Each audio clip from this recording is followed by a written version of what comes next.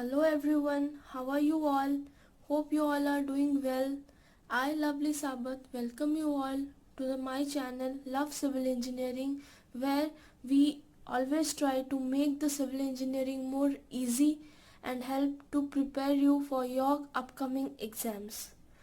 So without further ado, let's start today's video. Last video में हम लोगों ने देखा था कॉलम्स के बेसिक्स और जो कोडल प्रोविजंस हैं और जो थ्योरीज हैं, इफेक्टिव लेंथ क्या होता है, टाइप्स ऑफ लोडिंग क्या होती है, इसेंट्रिसिटी क्या होती है, क्रिटिकल लोड कैसे कैलकुलेट किया जाता है, लोड कैरिंग कैपेसिटी, वो सब हमने देखा था. ठीक है. और आपने अगर वो वीडियो मिस कर दिया है तो प्लीज़ डिस्क्रिप्शन बॉक्स में लिंक गिवन है, आप एक बार जाके थ्योरीज पढ़ लेना, देख लेना. It will be very useful and आपको क्वेश्चंस करने में और आसानी होगी. तो आज थ्योरी के बाद हम लोग आज करने वाले हैं क्वेश्चंस. ठीक है. हम लोग आज दो सेक्शन में डिवाइड कर देते हैं हमारी पढ़ाई को. इन फर्स्ट सेक्शन हम लोग देखेंगे कि जो लॉन्ग क्वेश्चंस हैं, कॉलम्स के जो फंडामेंटल क्वेश्चंस हैं वो कैसे सॉल्व करेंगे, हम लोग वो देखेंगे. और सेकेंड पार्ट में हम लोग कुछ गेट के क्वेश्चन सॉल्व करेंगे. ठीक है. जो important previous year gate questions हैं वो सॉल्व करेंगे, ताकि आइडिया लग जाएगा कि क्वेश्चंस आते कैसे हैं इस चैप्टर से, एंड आप उसको इजीली सॉल्व कर सकते हो by the end of the video. So without wasting much time, let's start. हम लोग आज देखने वाले हैं design of axially loaded short columns के न्यूमेरिकल्स. ठीक है. तो हमेशा की तरह मैं आपको यहाँ पे पहले स्टेप्स एक्सप्लेन कर देती हूँ, ताकि एक ओवरऑल आइडिया हो जाए आपका कि कैसे प्रोसीड करना है क्वेश्चंस को. ठीक है. This will be very helpful for the students जो कि सेमेस्टर एग्जाम्स के लिए प्रिपेयर हो रहे हैं, and even for conventional questions जो होते हैं ना, उसमें ये बहुत काम में आएगा. और इसके बाद हम लोग गेट क्वेश्चंस देखेंगे. ठीक है. तो फर्स्ट आपका स्टेप होगा, आपका कुछ भी गिवन हो, the first step will be to calculate the slenderness ratio. ठीक है. ये पिछले वीडियो में हमने पूरा थ्योरी पढ़ा है, आप एक बार चेक कर लो प्रीवियस वीडियो में जाके. स्लेंडरनेस रेशियो चेक करो. L effective by least lateral dimension should be less than equal to 12. अगर ये आया then only we can say it as a short column. तो फर्स्ट स्टेप होगा हमारा ये चेक करना. Now the second step will be to calculate e minimum eccentricity. ठीक है. That is L unsupported by 500 plus least lateral dimension by 30. Now e minimum should be greater than 20 mm. ये 20 mm से ज़्यादा होना ही चाहिए. अगर नहीं है, अगर इससे कम आया तो we will adopt the value e minimum is 20 mm. ठीक है. अगर इससे कम आया देन 20 mm लेना है. ठीक है. फिर नेक्स्ट स्टेप क्या होगा, ई मिनिमम को चेक करना है कि ये कहीं 0.05 d से बड़ा नहीं है. ठीक है. सो if this condition is satisfied then design for the short column and axial load means यहाँ पे eccentricity नहीं आएगी. ठीक है. बेंडिंग नहीं आएगा. अगर ये ज़्यादा आ जा रहा है then there will be axial load plus bending. Okay. तो थर्ड स्टेप होगा, ये भी चेक करना है. फिर हमारा फोर्थ स्टेप होगा, ई मिनिमम अगर ज़्यादा नहीं है देन हमारा factor load will be 0.4 FCK AC plus 0.6 FY ASC. ये जब हम लेटरल टाइप प्रोवाइड करते हैं तब. ठीक है. और जब हम हेलिकल टाइप प्रोवाइड करते हैं हमारा जो लोड कैरिंग कैपेसिटी है वो बढ़ जाता है. ठीक है. बढ़ के क्या होता है, वो हो जाता है 1.05 इंटू ये पूरा PU का वैल्यू. ठीक है. हेलिकल में हमने देखा था कि हेलिकल रेनफोर्समेंट में हमारा जो स्ट्रेंथ है वो बढ़ जाता है 1.05 टाइम्स. ठीक है. तो ये देखो, ये जो टर्म्स है ना, इसमें what is AC is area of concrete. ठीक है. What is AC is area of longitudinal reinforcement of column. ठीक है. जो हम लोग जो डाया का जितने डाया का हम लोग बार देंगे उसका एरिया है. ठीक है. व्हाट इज AG, ये बहुत इंपॉर्टेंट है. AG is gross area of the column. क्या होता है, अगर एक रेक्टेंगुलर कॉलम या फिर स्क्वायर कॉलम होता है तो this is B into D, ये ग्रॉस एरिया है। अगर सर्कुलर कॉलम होता है तो π/4 इंटू डाया स्क्वायर, ठीक है। और ये रिलेशन देख लो, व्हाट इज AC, मतलब एरिया, देखो ये है हमारा स्टील रीइंफोर्समेंट्स, तो what is area of concrete is total AG minus AC, ठीक है। स्टील का एरिया माइनस कर दो टोटल ग्रॉस एरिया से तो आपको AC मिल जाएगा, ठीक है। ठीक है, अभी चले क्वेश्चन पे जाते हैं। तो our first question comes, design a short RCC column to carry an axial load of 1600 kilonewton. It is 4 meter long, effectively held in position and restrained against rotation at both sides. Use M20 concrete and Fe415 steel. ठीक है, तो first हम लोग given data लिख देंगे, ठीक है। Given data is PL, FCK and FY लिख देंगे। उसके बाद फ्रॉम द गिवन कंडीशन, देखो यहाँ पे हम लोगों को कुछ भी गिवन नहीं है, ठीक है। BD कुछ गिवन नहीं है, we have to design the whole column. सिर्फ लेंथ ऑफ द कॉलम दिया है और कितना लोड आ रहा है वो दिया है, ठीक है, और कुछ नहीं दिया है। सो हमारा काम है B फाइंड आउट करना, D फाइंड आउट करना, AC फाइंड आउट करना, ठीक है। इतना सब कुछ हमें फाइंड आउट करना है और फिर नंबर ऑफ बार्स कैसे कितना देना है वो लिखना है और उनका अरेंजमेंट करना है, ठीक है। ये चीज़ें हमें करनी है, ठीक है। चलो, तो पहले हम लोग क्या करेंगे, ये जो L है इससे जो गिवन कंडीशन है उसको देख के L इफेक्टिव निकाल देंगे, ठीक है। What is L effective, what is the given condition, effectively held in position and restrained against rotation at both the ends, मतलब दोनों साइड पोजीशन में पकड़ा हुआ है और दोनों साइड रोटेशन अलाउड नहीं है, मीन्स बोथ साइड फिक्स, ठीक है। तो हमारे पिछले वीडियो में हमने देखा था कि L इफेक्टिव क्या होगा ऐसे कंडीशन में, दिस विल बी 0.65 L, ठीक है। L is our 4 metre unsupported length जो गिवन है क्वेश्चन में, तो L इफेक्टिव आ गया। अब कैलकुलेट करो PU, ठीक है। हम लोग ये मान के चलेंगे क्योंकि यहाँ पे BD कुछ दिया नहीं है, तो हम लोग ये मान के चलेंगे कि ये एक्सियली लोडेड शॉर्ट कॉलम है, ठीक है, जिसको हम बाद में चेक करेंगे।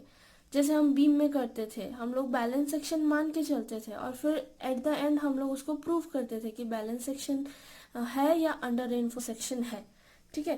तो PU निकाल लो, व्हाट इज PU, P तो गिवन है क्वेश्चन में 1600 kilonewton, so PU will be 1.5 into P, ये आ गया 2400 kilonewton। नाउ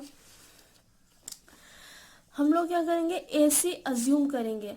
हम लोगों ने पढ़ा था कि मिनिमम कंक्रीट कितना होता है और मैक्सिमम कंक्रीट कितना होता है, जो रेनफोर्समेंट का जो स्पेसिफिकेशन था, इट इज बिटवीन 0.8 to 6%, लेकिन हम लोग लेते हैं 0.8 to 4%, ठीक है। हम लोगों ने, अगर आपको याद नहीं होगा तो ये हम लोगों ने प्रीवियस वीडियो में पढ़ा था। Minimum reinforcement is 0.8% of gross area, maximum is 6%, but हम लोग नॉर्मली 4% तक लेते हैं, ठीक है। तो अब क्या है, ये बच्चों पे, आपके इंडिविजुअल पर डिपेंड करेगा कि आप यहाँ पे 0.8 से लेके 6% के बीच में कोई भी वैल्यू ले सकते हो, ठीक है। लेकिन हमेशा क्वेश्चन फॉर स्पीड जल्दी सॉल्व करने के लिए हम लोग यूजुअली 1% ले लेते हैं, ठीक है। तो आप यहाँ पे 2% भी ले सकते हो, कोई दिक्कत नहीं है। तो 1% ले लो, तो AC will be 1% of gross area, means 1/100 of AG, ठीक है। तो ये आ गया आपका AC। Now what is AC, area of concrete कितना है, हम लोगों ने देखा था जो भी स्टील है ग्रॉस एरिया से माइनस कर दो स्टील, तो एरिया ऑफ कंक्रीट आ जाएगा, कितना कंक्रीट है, ठीक है। तो ये आ गया, बस डाल दो। तो फर्स्ट हमें क्या फाइंड करना है, फर्स्ट हमें AG फाइंड करना है। जब AG फाइंड करोगे उसके बाद AC कैलकुलेट करोगे और AG फाइंड करने से ही आपका AC भी कैलकुलेट हो जाएगा, ठीक है। तो हमारा फर्स्ट टास्क क्या होगा, टू कैलकुलेट AG, ठीक है। तो हमारा देखो, हम लोग ये मान के चल रहे हैं कि ये शॉर्ट कॉलम है और यहाँ पे एक्सियल लोड आ रहा है, कोई बेंडिंग नहीं है यहाँ पे, ठीक है। ये दो कंडीशन, तो फॉर्मूला क्या होगा PU का 0.4 FCK AC plus 0.67 FY ASC। ठीक है, ये अब कोड बुक वाले जो सेमेस्टर वाले स्टूडेंट हैं इनको तो याद रखने का ज़रूरत नहीं है, but for our competitive exams you have to remember this. अभी सब वैल्यूज पुट कर दो, AC की जगह पे 0.99 AG डाल दो और ASC की जगह पे 0.01 AG डाल दो। सॉल्व कर लो इसको तो हमारा AG ये आ गया 22429906 mm²। ठीक है, अभी हम लोग चेक करेंगे कि अगर डिज़ाइन बोला है ना तो it's always good to take a square column, वो इजी हो जाता है आपको। ठीक है, तो देख लो 300 इंटू 300 कर लो। ठीक है, ये कितना आ रहा है 9 और 4 zeros। ठीक है, तो बहुत कम है इससे। सिमिलरली 400 इंटू 400 कर लो, तो देखना जब आप 500 इंटू 500 करते हो तो इतना आता है, इट्स अ ग्रेटर वैल्यू। ठीक है, और हम लोग प्रोवाइड कितना कर रहे हैं, इतना कर रहे हैं, so this will be on the safer side. तो आप we provide 500 into 500 mm column. Now this can vary, आप रेक्टेंगुलर भी प्रोवाइड कर सकते हो, कुछ भी कर सकते हो। ठीक है, मैंने यहाँ पे फॉर इजी होगा इसके लिए 500 इंटू 500 कर दिया।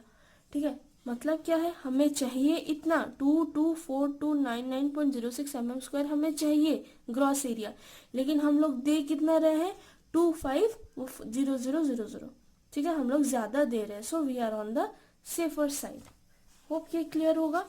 तो अब AG फाइंड कर लिया तो उसके बाद स्टेप्स आसान है, बाकी सब ASC और AC कैलकुलेट कर लेंगे, लेकिन उससे पहले हम लोग चेक लगा लेते हैं कि हम लोगों ने जो मान के चला था कि ये शॉर्ट एक्सियल लोड कॉलम है वो है कि नहीं, क्योंकि अभी हमें B और D पता चल गया। B है 500 और D है 500, तो चेक कर लो। Check for slenderness ratio, L effective by least lateral dimension, ये कितना आ रहा है 5.2 आ रहा है, which is less than 12, so we can say it as the short column. ठीक है, फिर मिनिमम इसेंट्रिसिटी के लिए चेक कर लो, E minimum is L unsupported by 500 plus D by 30। Put all the values, तो आपको आ जाएगा 24.66, ये भी सही है, it is greater than 20।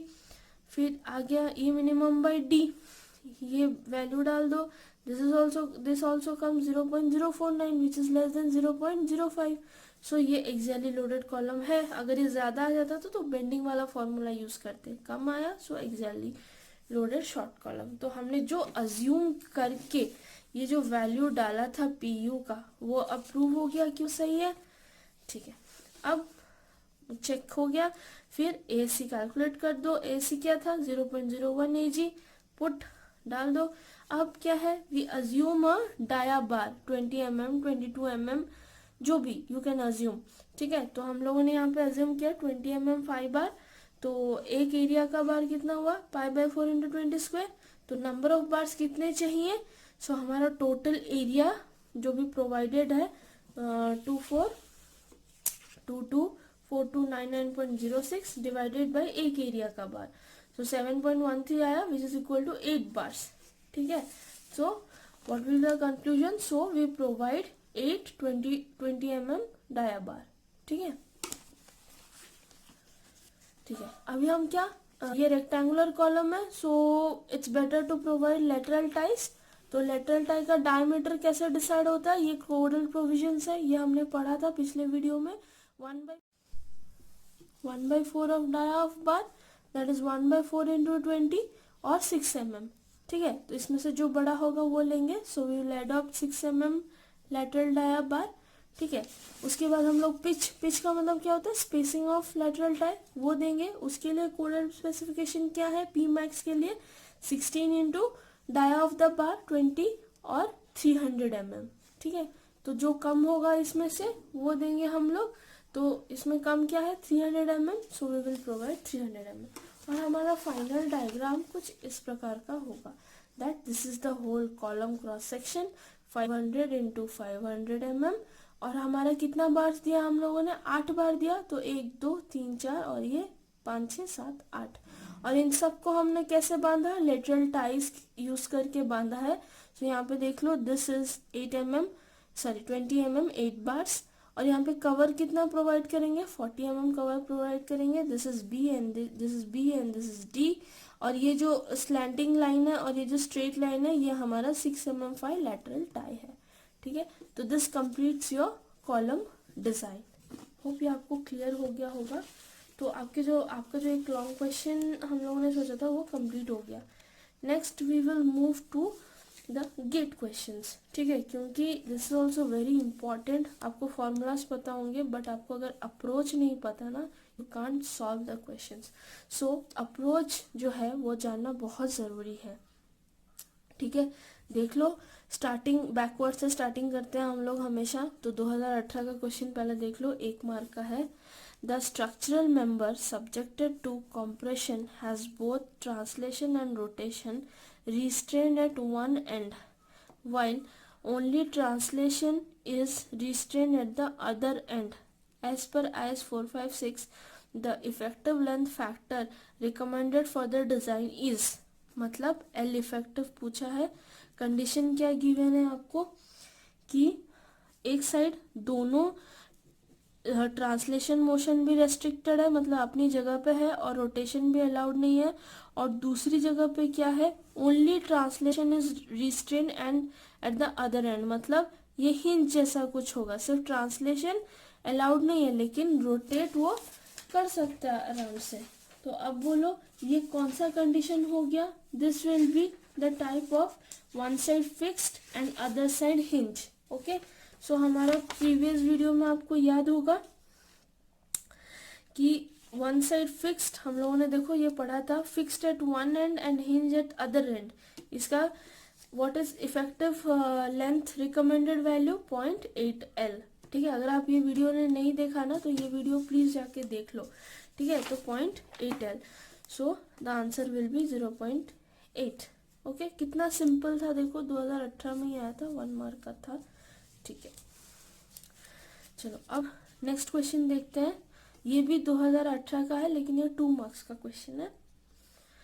An RCC short column with lateral tie of rectangular cross section of 250 into 300 mm is reinforced with 4 member of 16 mm dia longitudinal bar, मतलब AC दे दिया, 4 बार है 16 mm का, B और D भी दे दिया। Grade of steel and concrete is Fe 415 M20। Neglecting the eccentricity effect, ये ध्यान में रखो कि इसेंट्रिसिटी इफेक्ट नेग्लेक्ट क्या है। Considering the LSM in compression, the axial load carrying capacity of column in kilonewton up to 1 decimal place is. ये NAT type question है। ठीक है, तो इसका सोल्यूशन देखते हैं। तो पहले हम लोग क्या करेंगे, गिवन डाटा लिख देंगे। BD AG क्या होगा, cross area 250 into 300। What is AC, 4 into pi by 4 into 16 square, FY FC के। तब देखो एक इम्पॉर्टेंट स्टेटमेंट था, यहाँ पे हमको बोला गया है कि इसेंट्रिसिटी का इफेक्ट नेग्लेक्ट कर दो। ठीक है, तो जो हम लोग लोड के लिए जो फैक्टर ऑफ सेफ्टी था वो हम नहीं लगाएंगे। तो योर PU का जो फॉर्मूला है इधर क्या होता था, 0.67 FY होता था, वो नहीं होगा। This will B 0.75 FY। यहाँ पे फैक्टर ऑफ सेफ्टी और लोड इसेंट्रिसिटी के लिए जो था, लोड का वैल्यू चेंज होता था, स्ट्रेस का वैल्यू जो 0.67 FY होता था for considering the load eccentricity effect, वो हम नहीं लेंगे। ठीक है, हम लोग लेंगे 0.75 FY ASC। तो यही इंपॉर्टेंट है। और ये 0. हम लोग 4 लेते थे, यू कैन टेक 4 और 0.45 FC के AC। ठीक है, तो ये हो गया। तो AC, what is AC? AC is equal to AG minus ASC। ठीक है, तो AC विल बी 75। ये हो गया। Put the formula, put the values and ये सब डाल दो, फिर आपका आ जाएगा PU is equal to 918.08 kilonewton. Okay, तो ये आपको बोला है कि राउंड अप टू 1 डेसिमल, तो आपको ये आ जाएगा 918.1 kilonewton PU is equal to. ठीक है, देखो क्वेश्चन सिंपल था, फॉर्मूला बेस्ड था, बस एक छोटा सा ट्रिक था कि इसेंट्रिसिटी का इफेक्ट आपको कंसिडर नहीं करना है। तो बस ये यहाँ पे थोड़ा चेंजेस आ रहा है, तो आपके फंडामेंटल्स जो है ना वो स्ट्रांग होने बहुत ज़रूरी हो जाते हैं यहाँ पे। ठीक है, चलो अभी लास्ट क्वेश्चन देख लेते हैं। ये 2015 का क्वेश्चन है, 1 मार्क का क्वेश्चन है। देख लो, a column size of 250 into 600 mm has unsupported length of 3 meter and is braced against slight sway in both the direction. According to IS 456/2000, the minimum eccentricity in mm with respect to major and minor principal axis are E minimum पूछा है, B और D दे दिया है, L unsupported दे दिया है। तो given data लिख लो, B D L unsupported. अब देखो मेजर एक्सेस क्या है, माइनर एक्सेस क्या है। जो हमारा एक्स एक्सेस है वो हम लोग यूजुअली मेजर एक्सेस बोलते हैं, और जो वाई वाई एक्सेस है वो एक्चुअली माइनर एक्सेस बोलते हैं। ठीक है, तो ये डी है, ये बी है। तो what is the formula for E minimum, अभी हम लोगों ने देखा था, L unsupported by 500 plus B और D, this is what least lateral dimension जो लेते हैं, डिवाइडेड बाय 30।